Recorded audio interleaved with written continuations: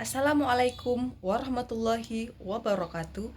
Perkenalkan, nama saya Siti Nabila dengan NIM 2103289 dari Prodi Agribisnis dengan mata kuliah Pengelolaan Perkebunan Limasi. Di sini saya ingin menjelaskan atau memaparkan materi tentang biodiesel. Jadi, pertama-tama itu saya ingin menjelaskan tentang asal mula biodiesel ini atau perkembangannya. Jadi, perkembangan biodiesel adalah dari suatu kenyataan yang terjadi di Amerika pada pertengahan tahun 80-an. Ketika petani kedelai kebingungan memasarkan kelebihan kedelainya serta anjloknya harganya di pasar dengan bantuan pengetahuan yang berkembang saat itu serta dukungan pemerintah setempat. Para petani mampu membuat bahan bakar sendiri dan kandungan minyak kedelai menjadi bahan bakar di diesel yang lebih dikenal dengan biodiesel. Produk biodiesel ini dimanfaatkan sebagai bahan bakar untuk alat-alat pertanian dan transportasi mereka. Berdasarkan penelitian yang telah dilakukan, para ahli telah menyimpulkan bahwa bahan bakar biodiesel ini memiliki sifat fisika dan kimia yang hampir sama dengan bahan bakar diesel konvensional dan juga memiliki nilai energi yang hampir setara tanpa melakukan modifikasi pada mesin diesel. Penggunaan biodiesel di Eropa dilakukan dengan mencampur bahan bakar biodiesel dengan diesel konvensional dengan perbandingan tertentu yang bertujuan untuk menjaga faktor teknis pada mesin terhadap produk baru serta menjaga kualitas bilangan standar biodiesel yang harus lebih besar 40. Keunggulan lain dari bahan bakar ini adalah dalam melakukan kembali kontrol polusi, di mana biodiesel lebih mudah daripada bahan bakar diesel fosil karena tidak mengandung sulfur bebas dan memiliki gas buangan pada kadar pengotor yang rendah dan dapat didegradasi.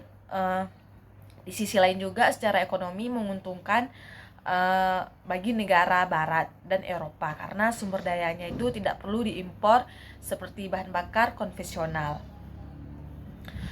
Sumber minyak nabati lainnya yang diolah menjadi biodiesel yaitu dari kanola dan bunga matahari. Biodiesel juga merupakan bahan bakar yang terdiri dari campuran monoalkil ester dari rantai panjang asam lemak yang dipakai sebagai alternatif bagi bahan bakar mesin diesel dan terbuat dari sumber terbaru yang minyak nabati itu misalnya seperti minyak sawit, minyak kelapa, minyak kemiri, minyak jarak pagar, minyak dan berbagai minyak tumbuhan yang mengandung trigliserida. Biodiesel tergolong bahan bakar yang dapat diperbarui karena dia itu diproduksi dari hasil pertanian, antara lain kelapa, sawit, kedelai dan jagung, kapas dan juga bisa dari lemak hewan. Penggunaan biodiesel cukup sederhana, dapat terurai atau biodegradable, bahasa lainnya tidak beracun dan pada dasarnya bebas kandungan belerang atau sulfur. Biodiesel memiliki kelebihan dibandingkan dengan solar antara lain karena yang pertama itu dia tuh termasuk bahan bakar yang dapat diperbaharui, tidak memerlukan modifikasi mesin diesel yang telah ada dan juga tidak memperparah efek rumah kaca karena siklus karbon yang terlihat pendek.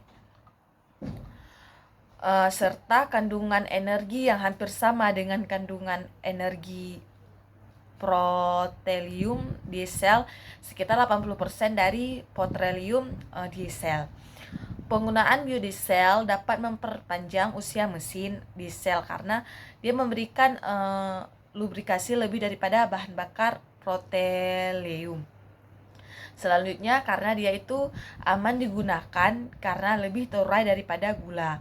Kandungan racunnya 10 kali lebih rendah daripada garam, memiliki flash point yang tinggi yaitu 200 Celcius, sedangkan bahan bakar diesel proteoleum flash pointnya hanya sekitar 70 Celcius. Serta bilangan setananya itu lebih tinggi daripada proteoleum diesel.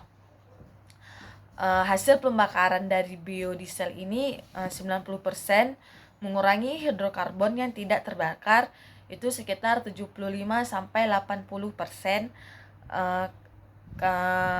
75 sampai 90% itu mengurangi senyawa hidrokarbon aromatik secara signifikan, mengurangi karbon monoksida, dan 90% ini itu mengurangi risiko penyakit kanker. Pada prinsipnya proses pembuatan biodiesel ini sangat sederhana sekali, karena biodiesel ini dia tuh menghasilkan proses yang disebut itu reaksi esterifikasi asam lemak bebas atau reaksi transterifikasi trigliserida dengan alkohol dengan bantuan katalis, dan reaksi ini dia itu akan dihasilkan mesin ester atau etil asam lemak dan gliserol.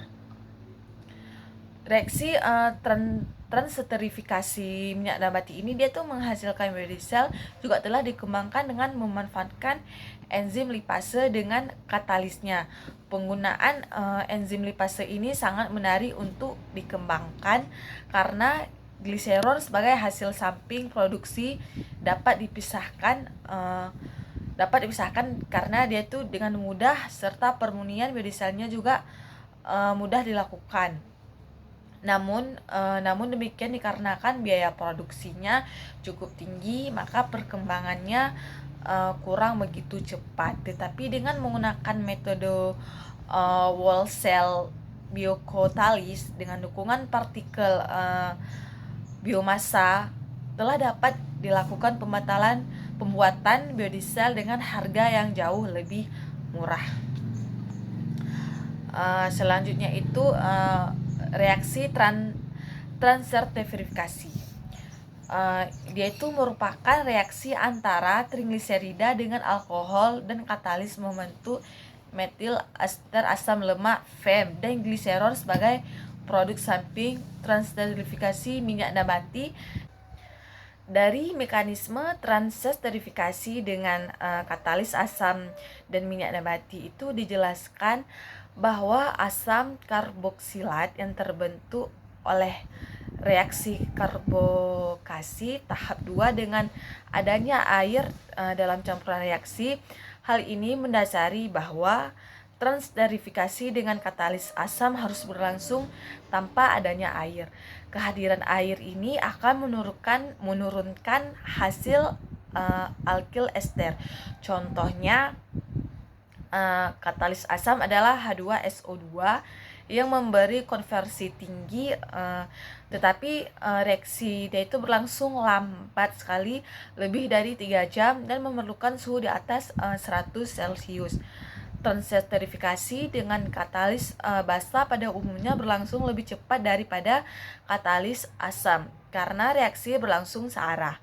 Minyak tidak boleh mengandung air agar reaksi berjalan sempurna dengan katalis biasa. Mekanisme reaksi transesterifikasi ini agar reaksi berjalan sempurna dengan katalis basa. Mekanisme reaksi transesterifikasi ini dengan katalis basa. Selanjutnya ada proses yang terjadi selama transesterifikasi dengan katalis basa. Yang pertama itu ada abstraksi pohon alkohol dengan katalis basa membentuk anion alkoksida. Yang kedua itu ada penyerangan gugus karbonil trigliserida oleh anion alkoksida, yaitu membentuk zat antara tetrahelda. Yang ketiga itu ada terjadi penataan ulang membentuk ion di gliserida dan molekul alkil ester. Yang keempat itu ion di gliserida tersebut kemudian bereaksi dengan basa terprotonasi membentuk digliserida dengan katalis basa. Selanjutnya itu ada tahapan reaksi ini berulang 2 kali hingga membentuk gliserol dan alkil ester asam lemak. Kondisi proses produksi biodiesel ini dengan menggunakan katalis basa adalah yang pertama itu reaksi berlangsung pada temperatur dengan tekanan yang rendah 150 derajat F dan 20 PSI. Yang kedua itu dia tuh menghasilkan konversi yang tinggi 98% dengan waktu reaksi yang terjadinya reaksi samping yang minimal. Yang ketiga ada konversi langsung menjadi biodiesel tanpa tahap intermediate. Yang keempat tidak memerlukan konstruksi peralatan yang mahal. Secara umum pembuatan biodiesel ini yaitu yang pertama katalis dan stearin dimasukkan ke dalam reaktor, kemudian dialirkan metanol hasil destilasi ke bagian bawah reaktor. Katalis yang umum digunakan adalah natrium hidroksida atau caustic soda. Setelah itu campuran bereaksi pada temperatur 150 derajat F selama 1-8 jam dengan pengadukan yang kuat. Katalis yang ditambahkan harus cukup untuk mengkatalis reaksi dan juga bereaksi dengan asam lemak bebas. Jika kandungan asam lemak bebas terlalu tinggi, lebih dari 0,5% atau 1%, atau jika terdapat air dalam reaksi, sabun akan berbentuk dengan terlebih dahulu membentuk emulsi terdapat air dalam reaksi. Sabun akan terbentuk dengan terlebih dahulu dengan metanol dan minyak sehingga reaksi metanolis tidak dapat terjadi. Oleh karena itu minyak yang digunakan harus diolah sedemikian rupa untuk membuang asam lemak bebas dari semua laju umpan masuk, dijaga agar bebas air. Biasanya dalam pembuatan biodiesel ini digunakan metanol berlebih supaya minyak ataupun lemak yang digunakan terkonversi secara total dan membentuk ester. Selanjutnya kelebihan metanol juga dapat dipisahkan dengan proses destilasi. Metanol yang diperoleh kembali ini dapat digunakan lagi untuk proses pembuatan biodiesel selanjutnya. Pada tahap ini juga perlu dijaga agar air tidak terakumulasi pada alur pengeluaran metanol. Setelah reaksi selesai dan metanol telah dipisahkan, terbentuk dua produk utama, yaitu gliserol dan metil ester. Karena adanya perbedaan densitas gliserol 10 lbs dan gal dan metil ester 7,35 lbs per gal, maka keduanya dapat terpisah secara gravitasi. Gliserol ini terbentuk pada lapisan bawah sementara metil ester pada lapisan atas. Gliserol yang dihasilkan mengandung kualitas yang lebih yang tidak terpakai dan sabun. Pemurnian gliserol dapat dilakukan dengan penambahan asam membentuk garam dan dialirkan ke tempat penyimpanan gliserol kotor. Gliserol yang diperoleh dan biasanya memiliki kemurnian sekitar 80 sampai dengan 88% dan dapat dijual sebagai gliserol kotor.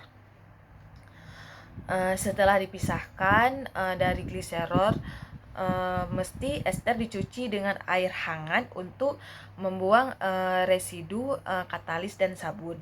Lalu dikeringkan dan dialirkan ke tempat penyimpanan. Metil ester yang dihasilkan biasanya juga mempunyai kemurnian 98% dan siap dijual sebagai bahan bakar atau biodiesel. Selanjutnya itu ada faktor-faktor yang mempengaruhi reaksi transestrifikasi. Yang pertamanya itu ada lama reaksi. Semakin lama waktu reaksi, semakin banyak produk ini dihasilkan, karena keadaan ini akan memberikan kesempatan terhadap molekul-molekul reaktan untuk bertumbukan satu sama lain. Namun setelah kesetimbangan tercapai, tambahan waktu reaksi tidak mempengaruhi reaksi. Selanjutnya itu ada rasio perbandingan alkohol dengan minyak. Rasio molar antara alkohol dengan minyak nabati sangat mempengaruhi dengan melty ester yang dihasilkan. Semakin banyak jumlah alkohol yang digunakan, maka konversi ester yang dihasilkan akan bertambah banyak. Perbandingan molar antara alkohol dan minyak ini nabati biasanya digunakan dalam proses industri untuk mendapatkan produksi metil ester yang lebih besar dari 98%, berat adalah 6:1. Selanjutnya itu ada jenis katalis. Katalis adalah suatu zat yang berfungsi mempercepat laju reaksi dengan menurunkan energi aktivasi, namun tidak menggeser letak keseimbangan. Penambahan katalis bertujuan untuk mempercepat reaksi dan menurunkan kondisi operasi. Tanpa katalis, reaksi transesterifikasi baru dapat berjalan pada suhu 250 Celcius. Ketika reaksi selesai, kita akan mendapatkan massa katalis yang sama seperti pada masa awal kita tambahkan. Katalis yang dapat digunakan dapat berupa katalis homogen atau heterogen. Katalis perbandingannya itu, yang pertama itu pertama dulu kita bahas katalis homogen. Katalis homogen ini adalah katalis yang mempunyai fasa atau sama katalis homogen yang banyak digunakan pada reaksi transesterifikasi adalah katalis basa atau alkali seperti kalium hidroksida atau KaO dan natrium hidroksida atau NaOH. Penggunaan katalis homogen ini mempunyai kelemahan, yaitu dia itu bersifat korosif, berbahaya karena dapat merusak kulit, mata, paru bila tertelan, sulit dipisahkan dari produk sehingga terbuang pada saat pencucian, mencemari lingkungan dan tidak dapat digunakan kembali. Keuntungan dari katalis homogen adalah tidak dibutuhkannya suhu dan tekanan yang tinggi dalam reaksi. Jadi katalis homogen ini itu juga mempunyai ada keuntungannya juga, dan juga ada juga keuntungan dan kelemahannya. Yang selanjutnya itu yang kedua ada katalis heterogen. Katalis heterogen ini adalah katalis yang mempunyai fase yang tidak sama dengan reaktan dan produksi. Jenis katalis heterogen ini yang dapat digunakan pada reaksi transesterifikasi adalah CaO dan MgO. Keuntungan menggunakan katalis ini adalah dia itu mempunyai aktivitas yang tinggi, kondisi reaksi yang ringan, masa hidup katalis mempunyai aktivitas yang tinggi, kondisi reaksi yang ringan, serta ramah lingkungan dan menghasilkan sedikit masalah pembuangan, dapat dipisahkan dari lautan produksi sehingga dapat digunakan kembali.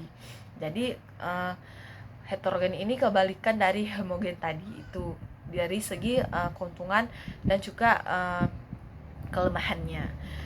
Jadi katalis ini berfungsi untuk mempercepat reaksi dan menurunkan energi aktivitas sehingga reaksi dapat berlangsung pada suhu kamar. Sedangkan tanpa katalis, reaksi dapat berlangsung pada suhu 250 derajat Celcius. Katalis yang biasa digunakan dalam reaksi transesterifikasi ini adalah katalis basa seperti kalium hidroksida atau KaO dengan natrium NaOH2 ini. menghasilkan konversi minyak nabati menjadi metil ester yang optimum 94% sampai 99% dengan jumlah katalis 0,5% sampai 0,5% BB minyak nabati. Jumlah katalis KOH yang efektif untuk menghasilkan konversi yang optimum pada reaksi transertifikasi adalah 1% BB minyak nabati. Selanjutnya katalis dengan komponen kalsium dan magnesium kurang baik digunakan sebagai katalis karena cenderung membentuk sabun, yaitu memiliki sifat ganda. Senyawa yang mengikat komponen Si, Mg, dan Al yang cenderung berfungsi sebagai penyangga katalis. Katalis logam seperti Cu dan Sn pada reaksi metanolis tidak ditemukan hasil berupa metil ester. Katalis yang bersumber dari limbah seperti jenjang sawit dan limbah sekam padi yang dapat digunakan sebagai katalis. Sekam padi mengandung senyawa dengan komponen K dan Na. Jenjang sawit banyak mengandung komponen K yang baik sebagai katalis. Selanjutnya itu pada tabel ini senyawa kimia SiO dia itu kadarnya itu 91,16%, sedangkan K2O dan Na2O kadarnya itu 4,75%, CaO itu 0,65%, MgO itu 0,99%, Fe2O3 itu 0,21%, dan SO3 itu 0,10%. Selanjutnya itu apa? Selanjutnya itu suhu. Kecepatan reaksi transentrifikasi meningkat pada suhu yang mendekati titik didih alkohol yang digunakan. Selama reaksi transentrifikasi dapat dilakukan pada rentang suhu 30 sampai dengan 65 derajat Celcius dan dijaga selama proses, tergantung dari jenis minyak yang digunakan. Dalam proses sertifikasi perubahan suhu, reaksi menyebabkan gerakan molekul semakin cepat atau tumbuhan antara molekul itu reaksi itu meningkat. Jadi atau energi yang dimiliki molekul biasa mengatasi energi aktivasi. Dengan kata lain, perubahan suhu akan mempengaruhi probabilitas atau peluang molekul dengan energi yang sama atau lebih tinggi dari energi aktivitas. Suhu mempengaruhi viskositas dan densitas, karena viskositas dan densitas ini merupakan dua parameter fisik penting yang mempengaruhi pemanfaatan biodiesel dengan bahan bakar. Semakin tinggi suhu menyebabkan gerakan molekul semakin cepat atau energi kinetik yang dimiliki molekul-molekul bereaksi semakin besar, sehingga tumbuhan antara molekul bereaksi juga itu meningkat. Selanjutnya, pengadukan. Peningkatan kecepatan pengadukan meningkatkan kecepatan reaksi, karena dengan pengadukan akan mempercepat gerakan. Molekul dapat memperbesar peluang terjadinya tumbukan atau molekul. Pada awal reaksi, pengadukan berfungsi untuk mendorong terjadinya difusi atau minyak sampai terbentuk metil ester. Selanjutnya itu ada lama waktu pengendapan atau setting. Jadi lama waktu pengendapan berpengaruh pada proses transertifikasi dua tahap, yaitu melakukan 2 kali proses transertifikasi. Pengendapan bertujuan untuk memisahkan gliserol dan biodiesel. Waktu pengendapan metil ester ini mempengaruhi bilangan asam, karena ketika pengendapan yang lebih lama diduga tingkat oksidasi pada proses 2 tahap lebih tinggi daripada 1 tahap. Hal ini mengakibatkan bilangan asam menjadi lebih tinggi. Umumnya biodiesel cenderung lebih mengalami kerusakan oleh proses oksidasi dan hidrolisis pada waktu penyimpanan, karena adanya asam lemak tak jenuh yang merupakan penyusunan komposisi body cell. Selanjutnya itu kandungan air. Keberadaan air yang berlebihan dapat menyebabkan sebagian reaksi dapat berubah menjadi reaksi sabun atau saponifikasi yang akan menghasilkan sabun sehingga meningkatkan viskositas atau terbentuknya gel yang dapat menyulitkan pemisahan antara gliserol dan biodiesel. Jadi yang selanjutnya itu ada metanol. Jenis alkohol yang selalu dipakai pada proses transertifikasi adalah metanol, dietanol, dan etanol maksud saya. Metanol merupakan jenis alkohol yang paling disukai dalam pembuatan biodiesel karena metanol CH3OH ini mempunyai keuntungan lebih mudah bereaksi atau lebih stabil dibandingkan dengan etanol C2H5OH. Kenapa? Karena metanol memiliki satu ikatan karbon, sedangkan etanol memiliki 2 ikatan karbon. Jadi sehingga lebih mudah memperoleh pemisahan gliserol dibanding dengan etanol. Kerugian dari metanol adalah metanol merupakan zat beracun dan sangat berbahaya bagi kulit, mata juga paru-paru dan pencernaan karena dapat merusak plastik dan karet terbentuk dari batu bara. Metanol mewarna bening seperti air, mudah menguap, mudah terbakar dan mudah tercampur dengan air. Sedangkan etanol ini dia tuh lebih aman.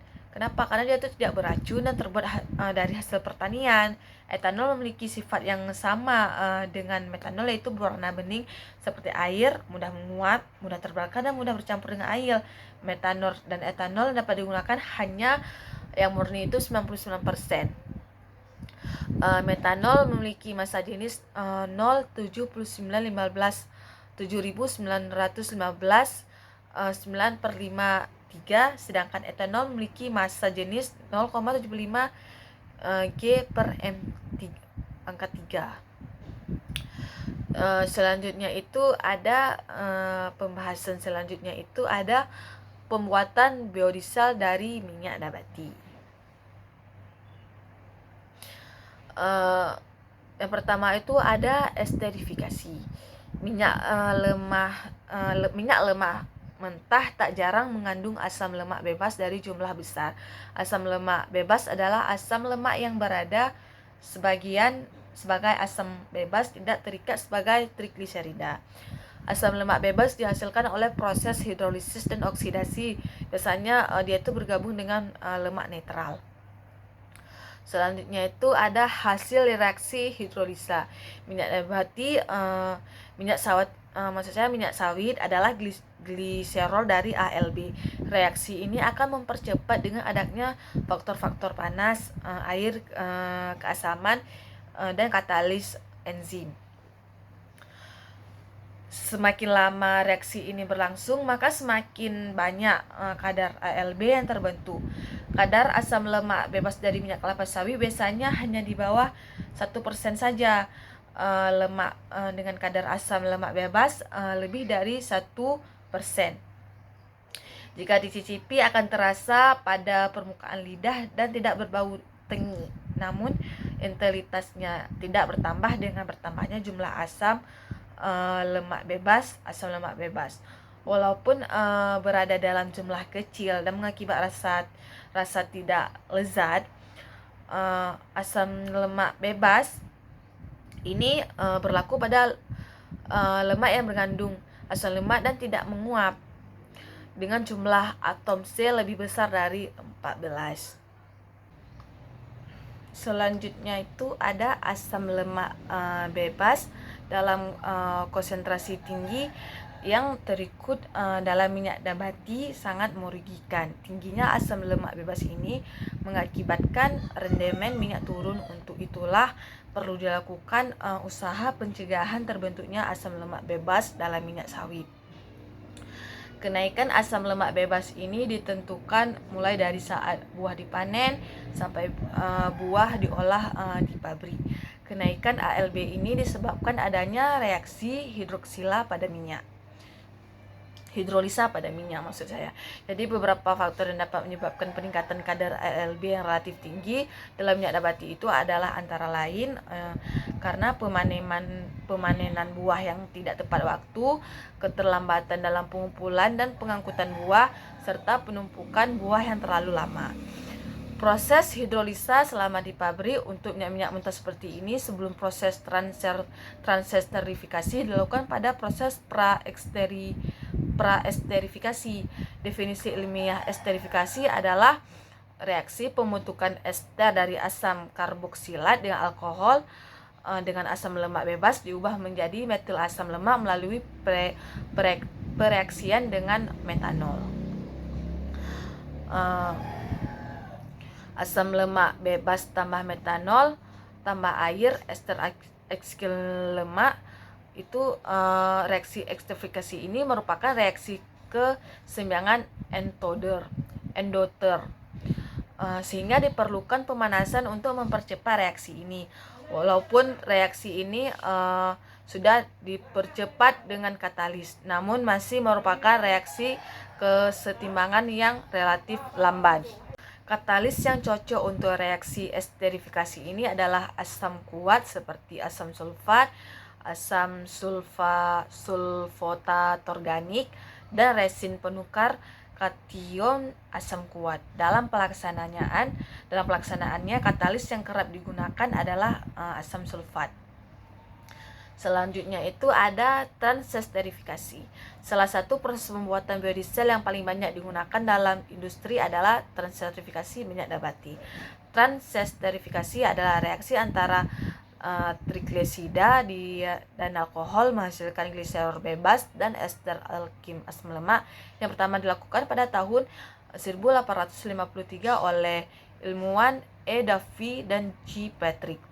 Transesterifikasi adalah penggantian gugus alkohol dan ester dengan alkohol lain. Umumnya katalis yang digunakan adalah NaOH dan KOH. Jadi metanol lebih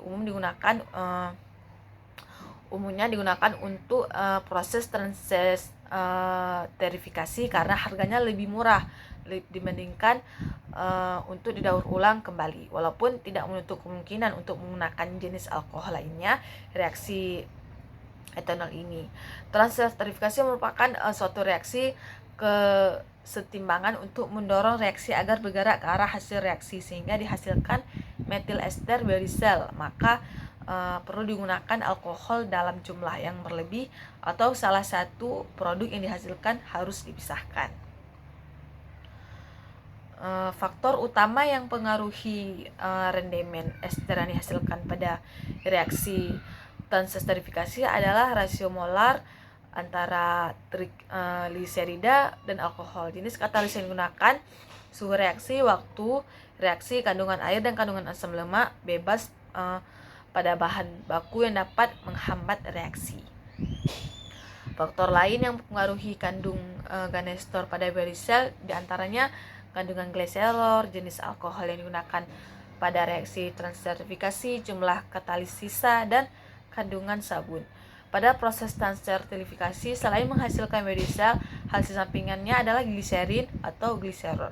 Gliserin dapat dimanfaatkan dalam pembuatan sabun. Bahan baku sabun ini berperan sebagai pelembab atau moisturizing pada kulit atau sabun seperti produk lainnya. Jadi dalam tahap proses pembuatan biodiesel dari minyak nabati, yaitu yang pertama itu ada pemanasan. Habis pemanasan yaitu transesterifikasi. Habis itu katalis metanol, terjadi percampuran. Habis itu terjadinya separasi. Separasi ini menghasilkan gliserol. Gliserol ini juga dari proses separasi ini menghasilkan biodiesel kasar, purifikasi, dan juga biodiesel. Itu adalah pembuatan biodiesel dari minyak nabati. Selanjutnya itu ada pencucian. Tujuan pemurnian biodiesel atau ester metil asam lemak ini adalah untuk menghilangkan sisa katalis, sisa gliserol dan ion logam sebagai sabun. Ketiga zat pengotor tadi lazim berada pada fase ester mesil asam lemak. Ketika pemisahannya dengan fase gliserol, sisa katalis sebagai hidroksidanya ataupun metoksida masih tertinggal pada ester mesil asam lemak. Setelah proses pemisahan fase gliserol, yang fase ester mesil asam lemak harus dihilangkan karena adanya akan menyebabkan kerusakan yang berupa korosi basah pada pompa injeksi. Berbagai bagian sistem bahan bakar sisa katalis ini mengakibatkan ester mesil asam lemak akan bersifat basah yang seharusnya netral atau dengan keasaman 0,5 mg KOH per GN-nya. Gliserol ini merupakan produk metanolisis trigliserida minyak nabati dan dihasilkan bersama-sama dengan ester metil asam lemak. Sebagian kecil gliserol akan berada pada fase ester mesil asam lemak ketika proses pemisahan fase, sedangkan sebagian besar akan terbawa pada fase bawahnya. Gliserol yang tertinggal harus dihilangkan sampai kurang dari 0,24% beratnya. Kadar gliserol yang tinggi akan mengakibatkan terbentuknya gum pada nozzle injeksi bahan bakar di ruang mesin. Sabun merupakan hasil reaksi samping pembuatan ester metil asam lemak yang diakibatkan adanya air dalam kadar kecil sekecil apapun sekalipun. Sebagian besar sabun yang terbentuk akan terbawa pada fase gliserol ketika pemisahannya. Tetapi kadar sabun yang tinggi akan mengakibatkan akumulasi sabun padat pada pompa injeksi bahan bakar yang mengakibatkan tergantungnya gerak komponen-komponen pompa injeksi bahan bakar. Monitor dari kadar sabun dapat diketahui dari angka asam yang terlalu rendah. Ketiga, pengotor ester metil asam lemak tersebut memiliki sifat larut di dalam air dengan baik. Sebaiknya ester mesil asam lemak dengan tidak larut di dalam air, sehingga cara pemisahan ester metil asam lemak dengan pengotornya itu yang paling sederhana itu adalah mencucinya dengan air. Mencucinya itu hanya digunakan dengan air hangat pada suhu 50 derajat Celcius sampai air pencucian berwarna jernih dan pH-nya itu 7. Pengadukan dilakukan secara perlahan. Air cuci dipisahkan setelah terbentuk dua fase atau biodiesel dan fase air. Selanjutnya itu ada pengeringan biodiesel. Langkah pemurnian selanjutnya adalah pengeringan, yaitu pemisahan ester metil asam lemak dan air metanol yang tersisa ketika proses pencucian biodiesel. Ester metil atau asam lemak dipanaskan selama 60 derajat Celcius dan divakum selama 30 menit. Selanjutnya itu ada sifat-sifat penting dari bahan bakar mesin diesel, yaitu yang pertama itu ada viskositas. Viskositas ini atau kata lain kekentalan itu merupakan sifat intriksi fluida yang menunjukkan resistensi fluida terhadap alirannya, karena gesekan di dalam bagian cairan yang berpindah dari suatu tempat ke tempat yang lain mempengaruhi pengatoman bahan bakar injeksi kepada ruang pembakaran. Akibatnya terbentuknya pengendapan mesin. Viskositas yang tinggi atau fluida yang masih lebih kental akan mengakibatkan kecepatan aliran akan lebih lamban, sehingga proses derajat atomisasi bahan bakar akan terlambat pada ruang bakar. Selanjutnya itu mengatasi hal ini itu perlu dilakukan proses kimia, yaitu proses transesterifikasi untuk menurunkan nilai viskositas minyak nabati ini itu sampai mendekati viskositas biodiesel standar nasional Indonesia atau SNI dan standar solar. Pada umumnya viskositas minyak nabati jauh lebih tinggi dibandingkan viskositas solar, sehingga biodiesel turunan minyak nabati masih mempunyai hambatan untuk dijadikan sebagai bahan bakar pengganti solar. Viskositas ini dapat dibedakan antara atas viskositas dinamik atau viskositas kinematik. Viskositas kinematik merupakan perbandingan antara viskositas dinamik atau kata lain absolut dengan densitas atau rapat massa fluida.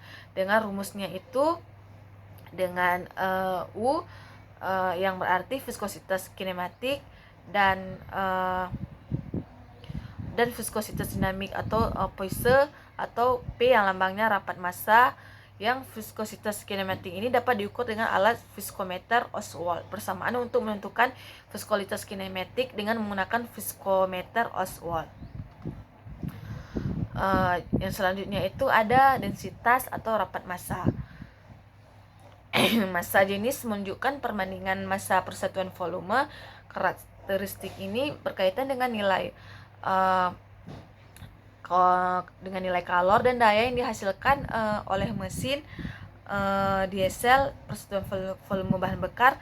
Kerapatan suatu fluida atau P dapat didefinisikan sebagai massa persatuan volume, di mana rumusnya P yang berarti rapat massa Kg atau per M per 3 atau M massa per Kg atau V volume atau M3. Selanjutnya itu ada titik kabut atau coin point dan titik ruang atau titik tuang atau pour point. Titik kabut adalah temperatur saat bahan bakar mulai tampak berkeruh bagaikan kabut atau berawan atau cloudy. Hal ini terjadi karena munculnya kristal-kristal atau padatan di dalam bahan bakar. Meski bahan bakar dapat mengalir pada suhu ini, keberadaan kristal dalam bahan bakar ini dapat mempengaruhi aliran bahan bakar di dalam filter atau pompa dan juga injektor. Selanjutnya itu ada bilangan IOD. Bilangan IOD ini menunjukkan tingkat ketidakjenuhan atau banyaknya ikatan rangka asam atau asam lemak penyusunan biodiesel. Kandungan asam senyawa asam lemak tak jenuh meningkatkan performa biodiesel pada temperatur rendah karena senyawa ini memiliki titik lelah atau melting point yang lebih rendah, sehingga itu berkorelasi terhadap cold point dan pour point yang rendah. Selanjutnya itu ada kadar air. Kadar air dalam minyak merupakan salah satu tolak ukur mutu minyak. Makin kecil kadar air dalam minyak, maka mulutnya itu makin baik. Hal ini dapat memperkecil kemungkinan terjadinya reaksi hidrolisis yang dapat menyebabkan kenaikan kadar asam lemak bebas. Kandungan air dalam bahan bakar ini dapat juga menyebabkan turunnya panas berusaha dan bersifat korosif jika bereaksi dengan sulfur karena akan berbentuk asam. Selanjutnya itu ada angka setana. Angka setana ini adalah ukuran kecepatan bahan bakar diesel yang diinjeksikan karena bahan bakar terbakar secara spontan setelah bercampur dengan udara. Angka setana pada bahan bakar mesin memiliki pengertian yang berkebalikan dengan angka okta pada bahan bakar mesin bensin. Selanjutnya itu ada kesimpulan atau rangkumannya, yaitu berdasarkan penelitian yang dilakukan, para ahli telah menyimpulkan bahan bakar biodiesel ini memiliki sifat fisika yang kimia yang hampir sama dengan bahan bakar diesel konvensional dan juga memiliki nilai energi yang hampir setara tanpa melakukan modifikasi pada mesin diesel. Serta keunggulan lain dari bahan bakar ini adalah dapat menyebabkan kendali kontrol polusi, kontrol polusi, di mana biodiesel ini lebih mudah daripada bahan bakar diesel fosil karena tidak dapat mengandung sulfur bebas dan memiliki gas buangan dengan kadar pengotor yang lebih rendah dan dapat didegradasi. Baiklah, cuman sekian paparan materi yang bisa saya sampaikan. Lebih dan kurang saya mohon maaf. Saya akhiri, wabillahi taufik wal hidayah. Assalamualaikum warahmatullahi wabarakatuh.